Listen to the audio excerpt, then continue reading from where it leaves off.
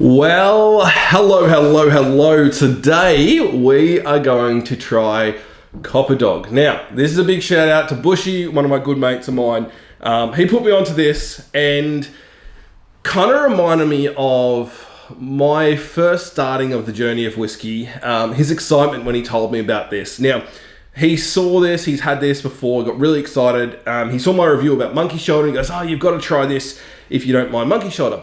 One of the things that I realized after talking to him, that my channel or my whiskey collection has gone away from really where I wanted to start at, which was talking about the cheaper side of whiskey instead of just really having some high-end whiskey. Now, we haven't done too much of that high-end stuff on the channel, which is good, but my collection has gone from an average of $80 a bottle to, $300 average a bottle, which is starting to get a little bit ridiculous. So what I wanted to do is bring this review back to where, the roots of the whole channel and the whole idea of what we're doing is having cheaper whiskies all the way through it. But we also will be doing some higher end stuff as well. So Bushy, shout out to you. This is for you. As you can see, bottle is empty. I have already gone through this a fair bit.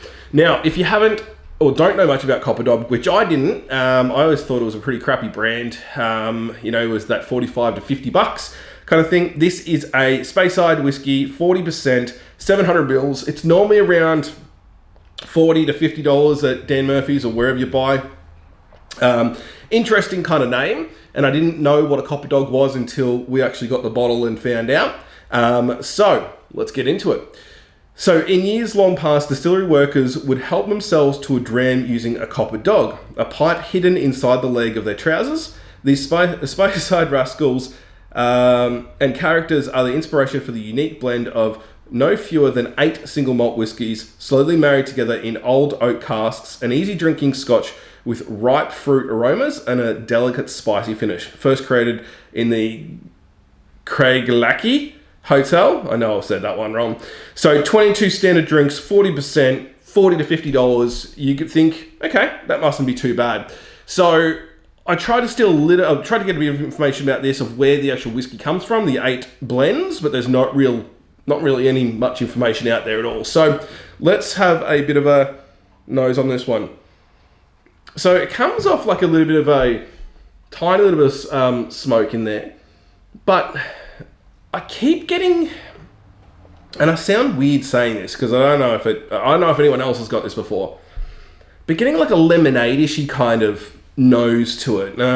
Maybe that's just lemon with a little bit more tart in it, I'm not sure, but there is a bit of lemonade there. Very malty, very oaky in that as well. There's not much else. That's really all I'm going to get in that one. Now, on the palate, it's nothing. There's not much flavor profile coming through for me. It's not very complex. It's very thin. It basically is there and then it's gone. It's a very short finish in this one. Fades very quickly and really doesn't give you anything that you want to go back to and really enjoy. Now, my monkey shoulder, which, for 50 bucks, I don't have any bottles at the moment, but if I'm at that stage where I've had some really nice whiskies for the night and I just want to continue drinking, but there's no point me drinking really nice whiskey, I'll bring out the monkey shoulder because it serves the purpose of where I'm going. This to me, though, unfortunately doesn't serve me. Now, my mate Bushy loves it, and that's good because everyone has different tastes and profiles of what they love. For me, this is not a bottle that I'll ever have in my collection again or have it as, a drinker for me. We use this in cocktails all the way through, and realistically, even with the cocktails, it didn't bring any good flavors through for it. So for me, not a recommendation, but for 45, 50 bucks or whatever it is, realistically, give it a try, and I don't think you can really miss out. If it doesn't work, it doesn't work. If it does work, well, you've got yourself a really good blend of 8 different whiskies for a very cheap price. So give it a shot anyway, but I'm not giving it any recommendations on it. We're going to stay with Speyside as well. We've got another review coming up of a Spy River, which will be out soon. See you guys.